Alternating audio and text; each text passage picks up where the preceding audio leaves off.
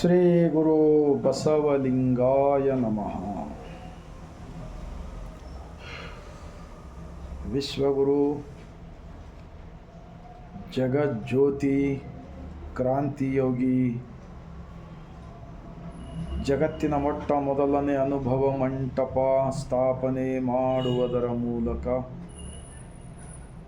ಈ ಭಾರತ ದೇಶದಲ್ಲಿ ನಡೀತಕ್ಕಂತಹ ಜಾತಿ ಭೇದ ಭಾವ ಮೇಲು ಕೀಳು ಹಲವು ಮೂಢ ರೂಢಿ ಹಲವು ದೈವಗಳ ಸೃಷ್ಟಿಯನ್ನು ನೋಡಿ ಇಲ್ಲಿನ ಭಾರತ ದೇಶದಲ್ಲಿರ್ತಕ್ಕಂತಹ ದುಡಿಯುವ ವರ್ಗದವರು ಮೂಲ ನಿವಾಸಿಗಳು ಉತ್ಪಾದಕರನ್ನು ಗುಲಾಮರನ್ನಾಗಿಟ್ಕೊಂಡು ಶೋಷಣೆ ಮಾಡ್ತಕ್ಕಂಥದ್ದನ್ನು ಕಂಡು ಜಗತ್ತಿನ ಒಂದು ಕತ್ತಲೆಯನ್ನು ತೆಗೆಯುವ ಸಲುವಾಗಿ ಯಾವ ರೀತಿ ದಿನನಿತ್ಯ ಸೂರ್ಯ ಈ ಜಗತ್ತಿಗೆ ಬೆಳಕನ್ನು ಕೊಡಲು ಬರ್ತಾನಲ್ಲ, ಆ ರೀತಿ ವಿಶ್ವಗುರು ಮಹಾತ್ಮ ಬಸವಣ್ಣನವರು ಸೂರ್ಯನ ಬೆಳಕಿನಂತೆ ಈ ಅಜ್ಞಾನದ ಆಚರಣೆಗಳನ್ನು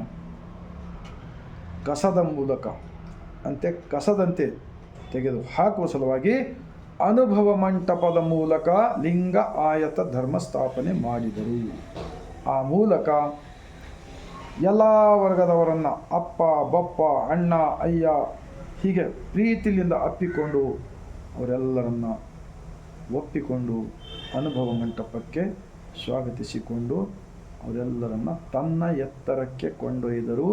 ಅವರೆಲ್ಲರನ್ನ ಈ ದೇಹವೇ ದೇವಾಲಯವಿದೆ, ಅಂತರಂಗದಲ್ಲಿ ಸೃಷ್ಟಿಕರ್ತ ಇದ್ದಾನೆ, ಆ ಕಾರಣಕ್ಕಾಗಿಯೇ ಬ್ರಹ್ಮಾಂಡದ ಕುರುಹು ಆದ ಇಷ್ಟಲಿಂಗವನ್ನು ಕೊಡುವುದರ ಮೂಲಕ ಲಿಂಗ ಆಯತ ಧರ್ಮ ಸ್ಥಾಪನೆ ಮಾಡಿದರು ಅಣ್ಣ ಬಸವಣ್ಣನವರು. ಅದಕ್ಕೆ ನಾವು ವಿಶ್ವ ಸಂವಿಧಾನವೆಂದು ಕರೆಯುತ್ತೇವೆ. ಆ ವಿಶ್ವ ಸಂವಿಧಾನದಂತೆ ಭಾರತ ದೇಶ ಗುಲಾಮಗಿರಿಯಿಂದ ಮುಕ್ತವಾದ ನಂತರ ಅನೇಕ ಜನ ತ್ಯಾಗ ಬಲಿದಾನ ಮಾಡಿದ ನಂತರ ಸ್ವತಂತ್ರವಾಯಿತು. ಈ ಸ್ವತಂತ್ರ ಭಾರತ ದೇಶಕ್ಕೆ ಒಂದು ಸಂವಿಧಾನ ಬರೆಯಬೇಕಾದ ಸಂದರ್ಭ ಬಂದಾಗ ಆ ಭಾರತ ಸಂವಿಧಾನ ನಿರ್ಮಾಣದಲ್ಲಿ ಮುಖ್ಯಸ್ಥರಾಗಿರ್ತಕ್ಕಂತಹ ಭಾರತ ರತ್ನ ಡಾಕ್ಟರ್ BR ಅಂಬೇಡ್ಕರ್ಜಿರವರನ್ನು, ವಿಶ್ವಜ್ಯೋತಿ ಅಕ್ಕ ಮಹಾದೇವಿರವರನ್ನು, ಸಕಲ ಶಿವ ಶರಣರನ್ನು ಎನ್ನ ಹೃದಯ ಮಂದಿರದಲ್ಲಿ ನೆನೆಯುತ್ತಾ ಭಾರತೀಯರೆಲ್ಲರಿಗೂ ಸರ್ವರಿಗೂ ಇಲ್ಲಿಂದಲೇ ಬಾಗಿದ ತಲೆ ಮುಗಿದ ಕೈಲಿಂದ ಶರಣು. ಭಾರತ ರತ್ನ ಡಾಕ್ಟರ್ BR ಅಂಬೇಡ್ಕರ್ಜಿರವರ ಬಗ್ಗೆ ಇನ್ನು ಬಹಳಷ್ಟು ಜನ ಭಾರತೀಯರು ನಾವು ಅರಿತುಕೊಂಡಿಲ್ಲ. ಭಾರತ ರತ್ನ ಡಾಕ್ಟರ್ BR ಅಂಬೇಡ್ಕರ್ಜಿರವರು ಕೂಡ ಬಸವಣ್ಣನವರ ಸಂವಿಧಾನ, ವಿಶ್ವ ಸಂವಿಧಾನವನ್ನು, ಅನುಭವ ಮಂಟಪದ ವಿಚಾರ ಆಚಾರಗಳನ್ನು ವಚನಗಳನ್ನು ಅವರು ಅರ್ಥ ಮಾಡಿಕೊಂಡಿದ್ದರು. ಅವರು ಲಿಂಗ ಆಯತ ಧರ್ಮವನ್ನು ಸ್ಥಾಪನೆ ಮಾಡಿದ ನಂತರ ಬಸವಣ್ಣನವರು ಆ ಲಿಂಗಾಯತ ಧರ್ಮದ ವಿಚಾರ ಆಚಾರಗಳನ್ನು ನಂಬಿ ಒಪ್ಪಿಕೊಂಡು ಈ ಧರ್ಮವನ್ನು ಸ್ವೀಕಾರ ಮಾಡ್ತಕ್ಕಂಥ ಒಂದು ದೊಡ್ಡ ಮನಸ್ಸನ್ನು ಇಟ್ಟುಕೊಂಡಿದ್ದರು. ಆದರೂ ಕೂಡ ಈ ಸ್ವಾರ್ಥಿಗಳು, ಈ ಕುತಂತ್ರವಾದಿಗಳು, ಈ ಜಾತಿವಾದಿಗಳು, ಈ ಮನುವಾದಿಗಳು ಅವರನ್ನು ಗೌರವಿಸಿಲ್ಲ, ಅವರನ್ನು ಸ್ವಾಗತಿಸಿಕೊಂಡಿಲ್ಲ. ಆ ಕಾರಣಕ್ಕಾಗಿ ಭಾರತ ರತ್ನ ಡಾಕ್ಟರ್ BR ಅಂಬೇಡ್ಕರ್ಜಿರವರು ಬೌದ್ಧ ಧರ್ಮವನ್ನು ಸ್ವೀಕಾರ ಮಾಡಿದರು. ಆದರೂ ಕೂಡ ಮಹಾತ್ಮ ಬಸವಣ್ಣನವರು ಸ್ಥಾಪಿಸಿದ ಅನುಭವ ಮಂಟಪದ ಮೂಲಕ ಬರೆದಿರತಕ್ಕಂಥ ಅನೇಕ ವಚನಗಳು ಅಂಬೇಡ್ಕರ್ಜಿರವರು ಓದಿದರು, ಅರ್ಥ ಮಾಡಿಕೊಂಡಿದ್ದರು, ಆಚರಣೆಯಲ್ಲಿ ತಂದಿದ್ದರು. ಆ ಕಾರಣಕ್ಕಾಗಿಯೇ 22 ಪ್ರತಿಜ್ಞೆಯನ್ನು ಬೋಧಿಸಿದ್ದಾರೆ. 22 ಪ್ರತಿಜ್ಞೆ. ಆ ಎಲ್ಲ 22 ಪ್ರತಿಜ್ಞೆಗಳು ಬಸವಣ್ಣನವರ ವಚನಗಳ ಮೂಲಕವೇ ಅವರು ಆ 22 ಪ್ರತಿಜ್ಞೆಯನ್ನು ಬೋಧಿಸಿದ್ದಾರೆ. ಇವಾಗ ಒಂದು ಮಹಾತ್ಮ ಬಸವಣ್ಣನವರ ವಚನ. ಸಗಣಿಯ ಬೆನಕಂಗೆ ಸಂಪಿಗೆಯ ಅರಳಿನಲ್ಲಿ ಪೂಜಿಸಿದರೆ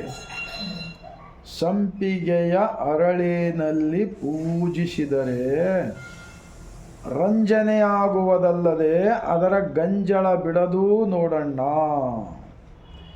ಈ ಮಣ್ಣ ಪುತ್ಥಳಿ ಜಲದಲ್ಲಿ ತೊಳೆದರೆ ನಿಚ್ಚಕ್ಕೆ ಕೆಸರಾಗುವುದಲ್ಲದೆ ಅದರ ಅಚ್ಚುಗ ಬಿಡದೂ ನೋಡೋಣ.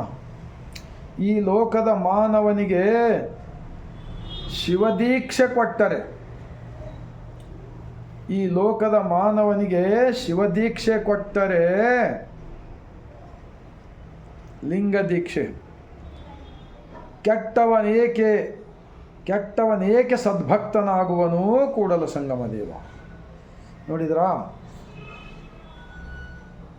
ಮಹಾತ್ಮ ಬಸವಣ್ಣನವ್ರ ಬಗ್ಗೆ ಎಷ್ಟು ಗುಣಗಾನ ಮಾಡಿದರೂ ಕಡಿಮೆ ಇದೆ.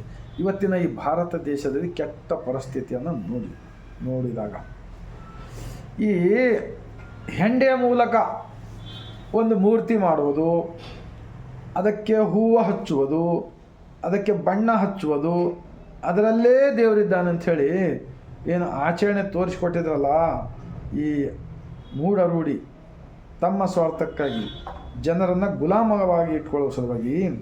ಆದರೆ ಬಸವಣ್ಣನವರು ಇಂಥದ್ದೆಲ್ಲ ನೋಡಿ ಏನು ಹೇಳ್ತಾರೆ ಅಂದರೆ, ಸಗಣಿಯ ಬೆನಕಂಗೆ ಸಂಪಿಗೆ ಅರಳಿನಲ್ಲಿ, ಮೋಗರಾ ಹೂವು ಅಂತ ತಿಳ್ಕೊರಿ, ಮಲ್ಲಿಗೆ ಹೂವನ್ನು ಅಲಂಕಾರ ಮಾಡಿದರೂ ಕೂಡ ಅದಕ್ಕೆ ದೇವರಂಥೇಳಿ ನೀವು ಎಷ್ಟೇ ಪೂಜೆ ಮಾಡಿದರೂ ಕೂಡ ಆ ಮೂರ್ತಿ ಒಳಗಿನ ಆ ಹೆಂಡೆಯ ವಾಸನ ಏನು ಸಗಣಿ ವಾಸನ ಹೋಗುತ್ತದೇನಪ್ಪ, ಅದು ಒಳಗಡೆ ಇದ್ದೇ ಇರುತ್ತದೆ. ಇವೆಲ್ಲ ಮನೋರಂಜನೆ ಮಾಡೋ ಸಲುವಾಗಿ ಅದು ಹೊರತಾಗಿ ನಿಜವಾಗಿರ್ತಕ್ಕಂತಹ ದೇವನ ದರ್ಶನ ಆಗುವುದೇ ಇಲ್ಲ. ಇದು ಬಸವ ಕಲ್ಯಾಣದ ಅನುಭವ ಮಂಟಪದ ಪ್ರಧಾನಮಂತ್ರಿ ಇದ್ದುಕೊಂಡು ಬಸವಣ್ಣನವರು ಬರೆದಿರ್ತಕ್ಕಂಥ ವಚನ. ಮತ್ತೆ ಮುಂದೆ ಏನು ಹೇಳ್ತಾರೆ ಅಂದರೆ, ಮಣ್ಣ ಪುತ್ಥಳಿ ನೋಡ್ತಾ ಇದ್ದೀವಲ್ಲ ಇವತ್ತೆಲ್ಲ ಏನು ನಡೆದಿದೆ ಭಾರತ ದೇಶದಲ್ಲಿ. ಮಣ್ಣ ಪುತ್ಥಳಿ ಜಲದಲ್ಲಿ ತೊಳೆದರೆ ನಿಚ್ಚಕ್ಕೆ ಕೆಸರಾಗುವುದಲ್ಲದೆ, ಆ ಮಣ್ಣಿನ ಮೂರ್ತಿ ಇದೆ ಅಂತ ತಿಳ್ಕೊರಿ, ಏನಾದರೂ ಒಂದು ಮೂರ್ತಿ, ಅದರಲ್ಲೇ ನಾವು ದೇವರಿದ್ದಂತೇಳಿ ಇವತ್ತೇನು ದೇಶದಲ್ಲಿ ನಡೀತದಲ್ಲ, ಅದು ನೀರಿನಿಂದ ತೊಳೆಯಲಿಕ್ಕೆ ಹೋದರೆ ಕೆಸರೇ ಆಗುತ್ತದೆ ಹೊರತಾಗಿ ಅದರ ಸಾಚೆ ಹೇಗಿತ್ತು ಹಂಗೆ ಮೊದಲು ಉಳಿತದ. ಇಂಥ ವಿಚಾರಗಳನ್ನು ನಮ್ಮ ಬಸವಣ್ಣನವರು ಯಾಕೆ ಬರೆದಿದ್ದಾರೆ ಅಂದರೆ, ಈ ಮನುಷ್ಯನ ಒಳಗಿನ ಕೆಟ್ಟ ಅವಗುಣಗಳನ್ನು ಕೆಲವು ಜನ ಒಟ್ಟೇ ತೆಗೆದು ಹಾಕೋದಿಲ್ಲ.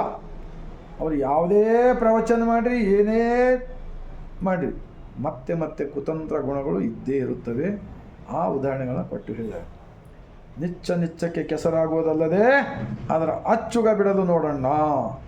ಈ ಲೋಕದ ಮಾನವನಿಗೆ ಶಿವದೀಕ್ಷೆ ಕೊಟ್ಟರೆ, ಲಿಂಗ ದೀಕ್ಷೆ ಅಂದರೆ ಬ್ರಹ್ಮಾಂಡದ ಕುರುಹು, ಅರಿವಿನ ಕುರುಹು, ದೇಹವೇ ದೇವಸ್ಥಾನ, ದೇಹವೇ ದೇವಾಲಯವಿದೆ ಅಂಥೇಳಿ, ಇದ್ರ ಮೂಲಕ ನಿನ್ನ ಒಳಗಿನ ದೇವನ ನೆನೆಸಿಕೊಳ್ಳಪ್ಪ ಅಂಥೇಳಿ ಎಷ್ಟು ಹೇಳಿದರೂ ಕೂಡ ಮತ್ತೆ ನೋಡಿದ್ರಲ್ಲ ಜಗಳ. ಇವತ್ತು ನಾವೆಲ್ಲ ಕೇಳ್ತಾ ಇದ್ದೀವಿ, ಏನೆಲ್ಲ ಬರೀ ಜಗಳ.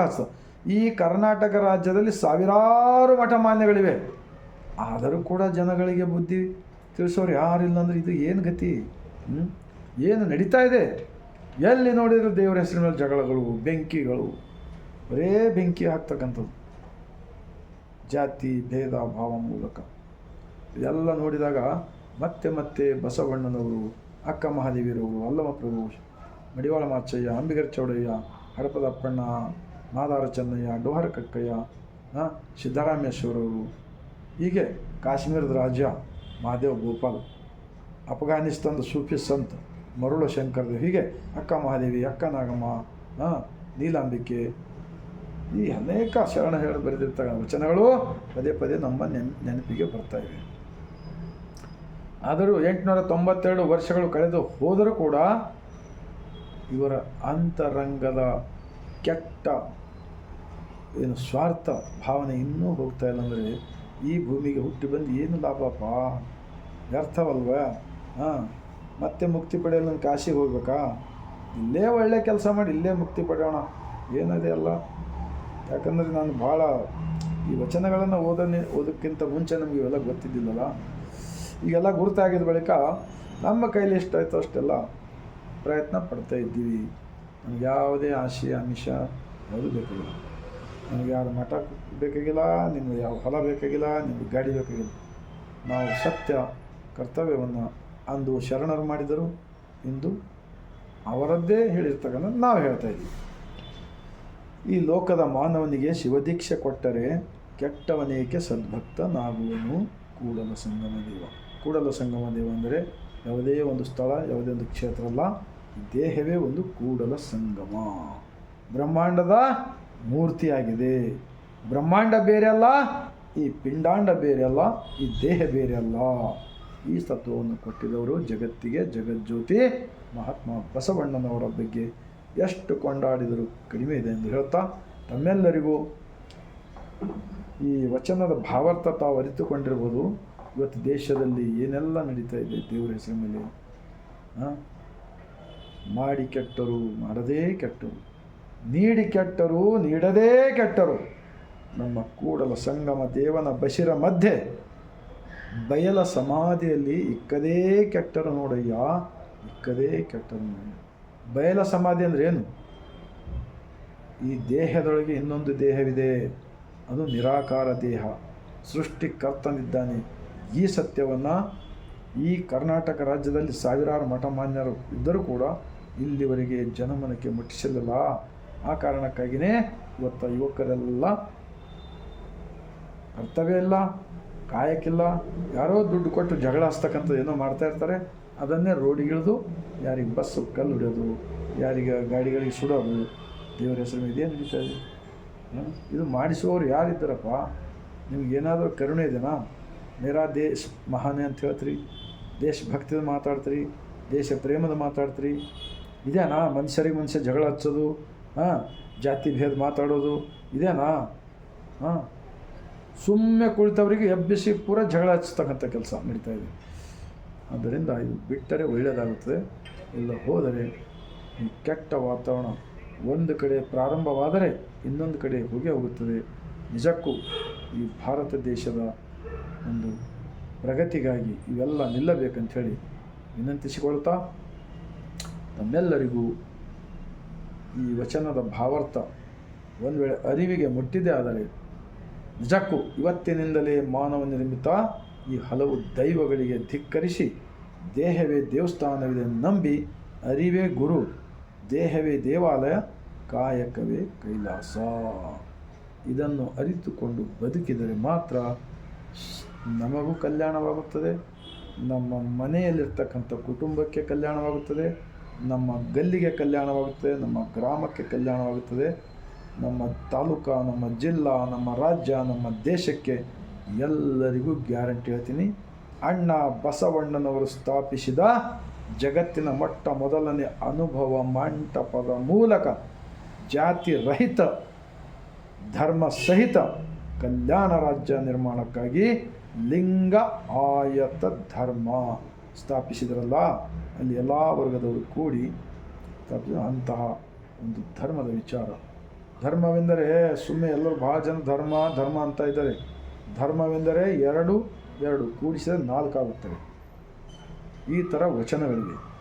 ಆ ಕಾರಣಕ್ಕಾಗಿ ಇಂತಹ ವಚನಗಳನ್ನು ಪ್ರತಿಯೊಬ್ಬರು ಓದಬೇಕು, ಅರ್ಥ ಮಾಡಿಕೊಳ್ಳಬೇಕು, ಜನಮನಕ್ಕೆ ಮುಟ್ಟಿಸುವ ಕಾರ್ಯ ಮಾಡಿದ್ದೇ ಆದರೆ ಸರ್ವರಿಗೂ ಕಲ್ಯಾಣವಾಗುತ್ತದೆ ಎಂದು ಹೇಳುತ್ತಾ, ಕೊನೆಯದಾಗಿ ಹೇಳುವುದೆಂದರೆ, ನಾನು ಲಿಂಗ ಆಯತ, ನನ್ನ ಧರ್ಮಗುರು ವಿಶ್ವಗುರು ಜಗಜ್ಯೋತಿ ಮಹಾತ್ಮ ಬಸವಣ್ಣನವರು.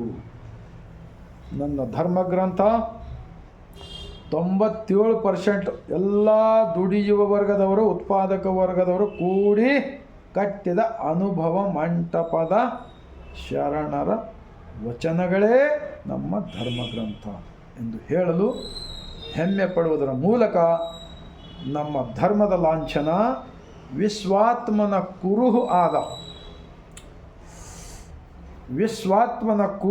ಆದ ಇಷ್ಟಲಿಂಗ.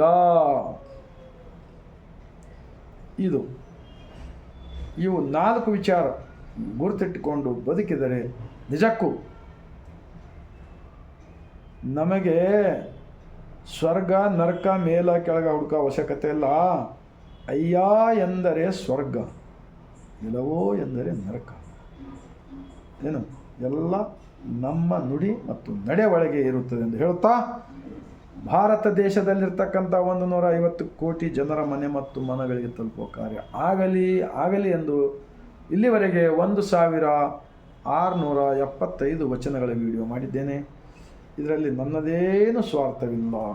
ನಾನು ತಿಳಿದುಕೊಂಡು ಬದುಕ್ತಕ್ಕಂಥ ವಿಚಾರಗಳು ಇನ್ನೊಬ್ಬರನ್ನು ತಿಳಿಯಲಿ, ಮುಂದಿನ ಯುವಕರಿಗೆ ಒಳ್ಳೆಯದಾಗಲಿ ಎಂದು ಹೇಳುತ್ತಾ ಸರ್ವರಿಗೂ ಮತ್ತೊಮ್ಮೆ ಬಾಗಿದ ತಲೆ ಮುಗಿದ ಕೈಲಿಂದ ಶರಣ.